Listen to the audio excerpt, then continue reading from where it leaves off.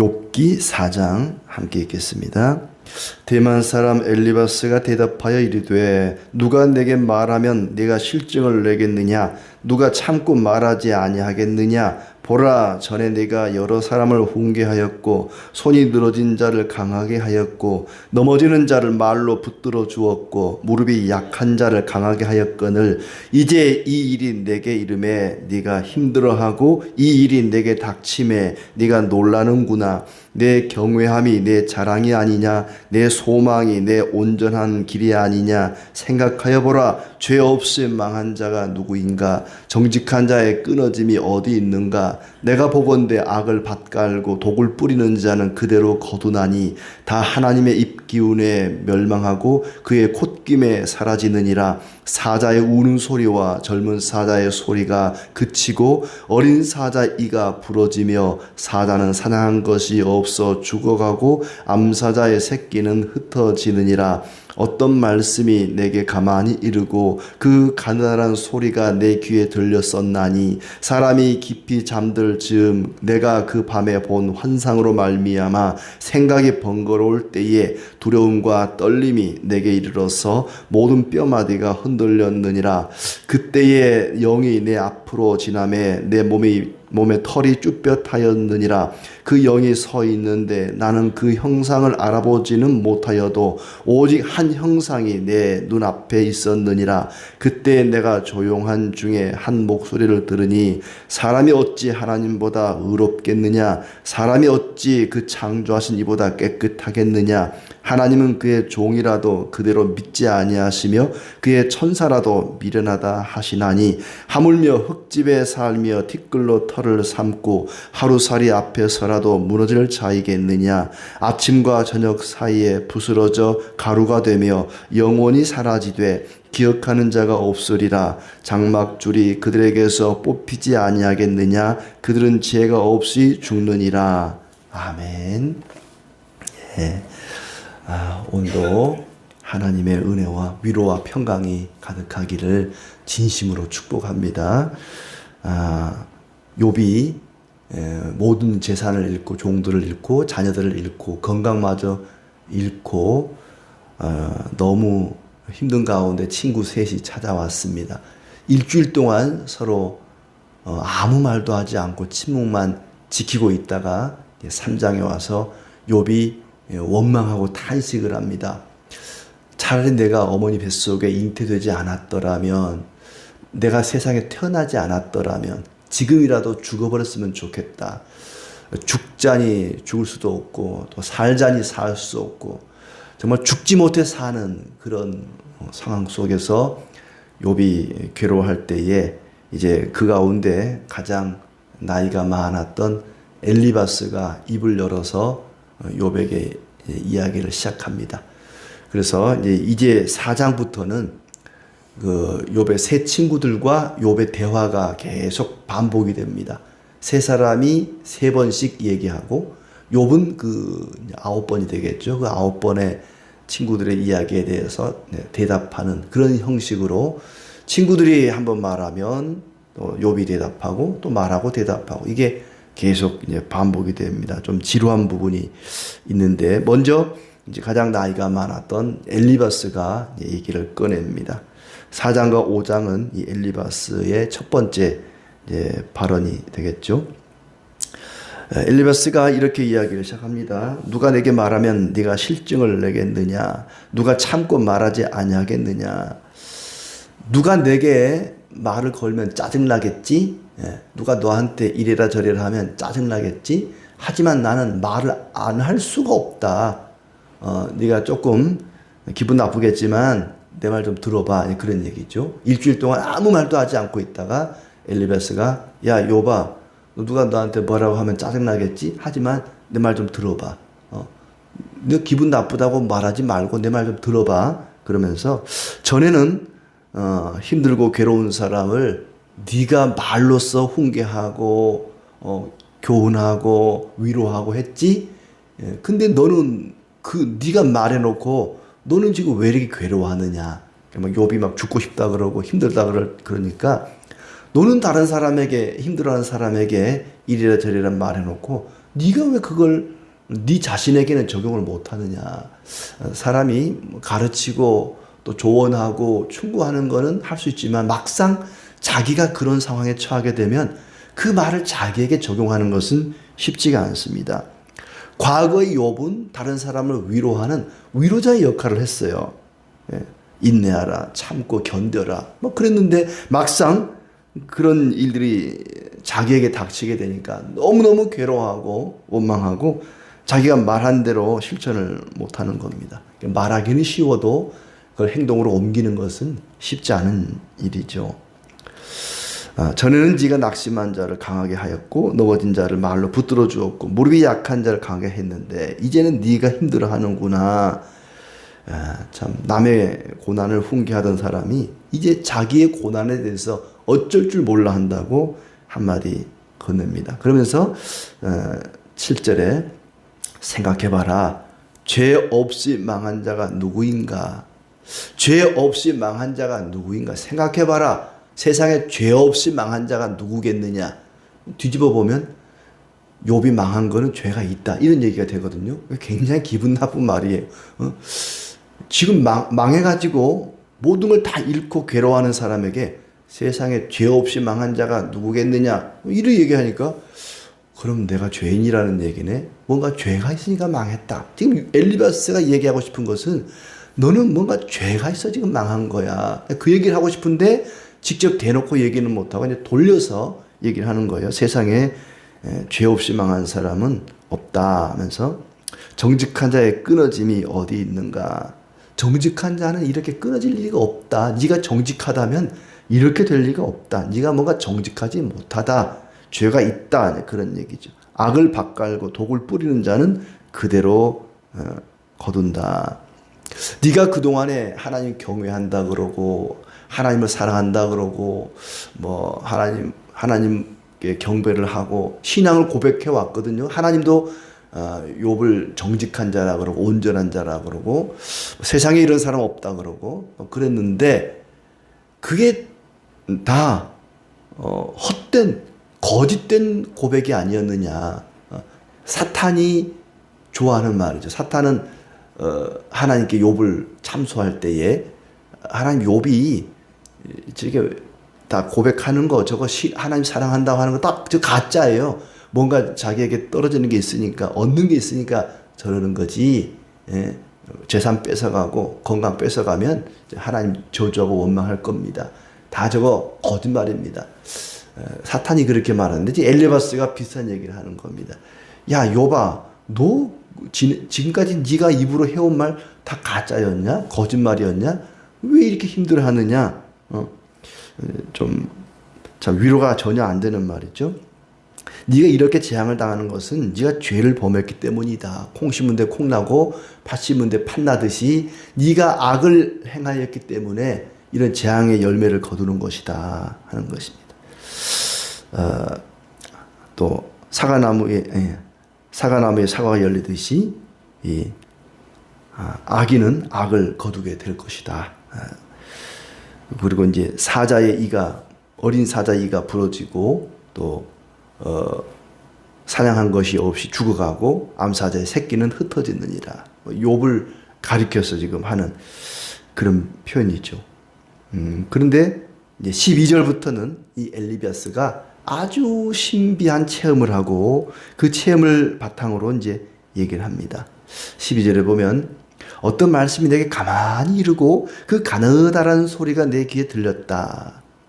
내가 잠이 들었는데 그 밤에 환상을 봤는데 이제 굉장히 두렵고 떨렸다. 모든 뼈마디가 흔들릴 정도로 그랬는데 어떤 일이냐?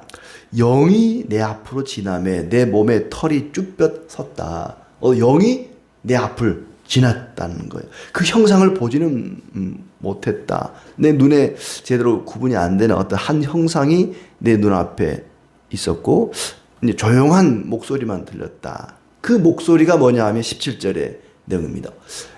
어떤 영이 나타나서 환상 중에 내게 한 말이 있는데 그 말은 사람이 어찌 하나님보다 의롭겠느냐? 사람이 어찌 그 창조하신 이보다 깨끗하겠느냐? 이런 얘기를 조용한 아주 세미한 음성을 들었다는 것입니다.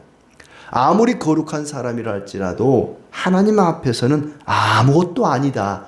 네가 비록 이 세상에서 거룩하고 완전한 것처럼 보이지만 하나님 앞에서는 아무것도 아니다. 욥을 가리켜 하는 얘기죠. 사람이 어찌 하나님보다 의롭겠느냐, 깨끗하겠느냐. 하나님은 그의 종이라도 그대로 믿지 아니하시며 그의 천사라도 미련하다 하신다.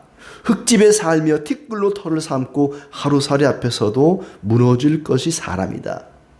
틀린 말 아니에요. 인간, 흙집을 졌다. 사람이 흙으로 만들어졌잖아요. 하나님이 처음 사람을 만들 때 흙으로 만들었단 말이죠. 그래서 흙집에 살며 티끌로 털을 삼고 하루살이 앞에서도 무너질 것이 인간이다.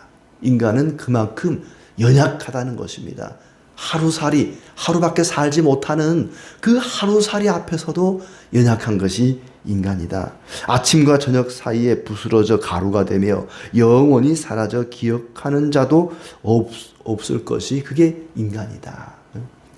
언젠가 그냥 사라지고 사람들의 기억 속에서 잊혀져 버리고 그게 인간이다. 인간은 아무것도 아니다. 보잘것없는 그런 인생이다. 엘리바스의 이 얘기입니다. 흙으로 지어진 사람은 하나님 앞에서 아무것도 아니다. 그러니까 엘리바스의 말이 사실 틀린 건 없어요. 다 맞아요. 세상에 뭔가 재앙을 당하는 사람은 분명히 죄를 지었기 때문이고 정직한 사람은 복을 받게 되고 악인은 벌을 받게 되고 인과응보의 법칙, 사과나무에 사과가 달리는 거 너무나 당연한 이치죠. 또 뭐 인간의 연약함, 하나님 앞에 인간은 정말 하루살이만도 못한 그런 연약한 존재라는 말도 틀린 말이 아닙니다. 그러니까 엘리바스의 말뿐만 아니라 친구들의 말도 틀린 말은 아니에요. 다 맞는 말이에요. 하지만 현재 욥이 당한 상황, 욥이 처한 형편에서는 뭔가 지금 안 맞는 말이에요. 그러니까 욥이 괴로운 거예요. 그래, 네 말 맞아. 틀린 거 없어. 하지만 나는 내가 아무리 생각해봐도 이런 재앙을 당할 만한 죄를 범한 적이 없는데, 그 친구들은 자꾸 얘기하는 거죠. 생각해봐. 한번 기억을 되살려봐. 아까 7절에 그러잖아요. 생각하여 보라. 네가 한번 생각해봐. 세상에 죄 없이 망한 자가 누구인가? 하나님은 죄인을 징벌하시고 사람은 하나님 앞에 거룩할 수가 없고, 반면에 하나님 앞에 회개하고 죄를 뉘우친 사람은 하나님이 용서하시고 회복시켜 주신다. 너무나 당연한 일이고 맞는 말입니다. 그 문제는 뭐냐? 하나님이 엘리바스가 말한 대로, 엘리바스가 말한 것이 하나님의 전부라면 또 너무 안 맞는 게 많다는 거예요. 그러니까 여기서 말하는 하나님, 죄인은 벌하시고 의인에겐 상을 주시고 완전하시고 인간은 하나님 앞에 연약한 존재이고, 이게 하나님의 전부라면 세상의 법칙과 다르지 않습니다. 다른 종교와 기독교가 차이가 나지 않습니다. 다른 종교의 신도 다 마찬가지예요.